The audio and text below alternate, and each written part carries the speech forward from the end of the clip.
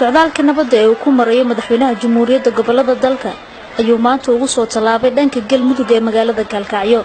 subaxnimadii hore ee maanta waxaa si weyn isugu soo baxay fagaarayaasha magaalada boqolaal shacab oo sugaya soo dhaweynta madaxweynaha iyo wafdigiisa. madaxweyne Farmaajo oo loo gudbiyay xarunta madaxtooyada galmudug ee magaalada Kalkacyo ayaa halkaas kula hadlay boqolaal shacab oo isugu soo baxay soo dhaweyntiisa. safarkan dheer aan soo galay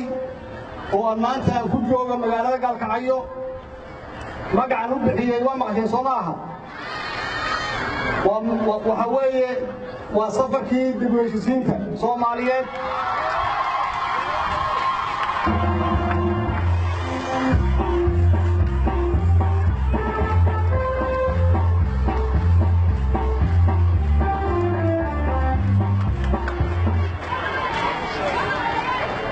dib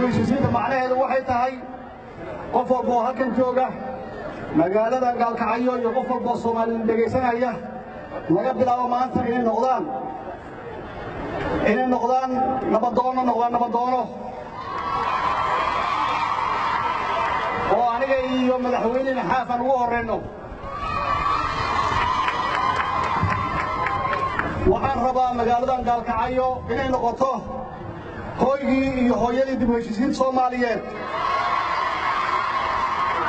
waa magaalo taariikhi ah waa magaalo magac weyn waa magaalo ay ka bilowdeen halkii ugu horeeyay ee maxaan ku yiraahdaa xorriyadoonka dadkii ugu firfircoonay ka yimaadeen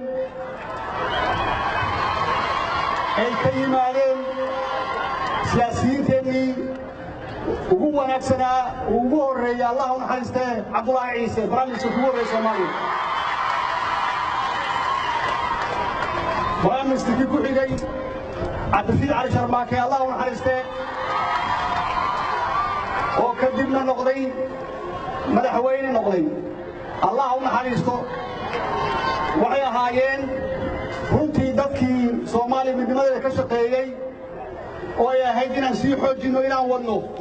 ma aha inaan dib u noqono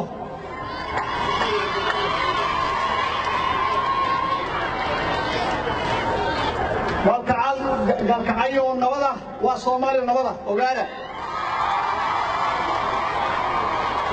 kadib kulamo wada tashiya oo madaxweyne Farmaajo uu kula qaatay aqalka madaxtooyada galmudug madaxda iyo bulshada maamulka waxa uu dhagax dhigay xarunta nabadeynta iyo dib u heshiisiinta Soomaaliyeed oo laga hirgelinayo magaalada Kalkacyo. sidoo kale madaxweynuhu waxa uu dhagax dhigay dhismaha xabsiga dhexe ee dawlad goboleedka galmudug iyo wado isku xidhi doonta degmada Hobyo iyo magaalada Kalkacyo oo ka tirsan gobolka Mudug.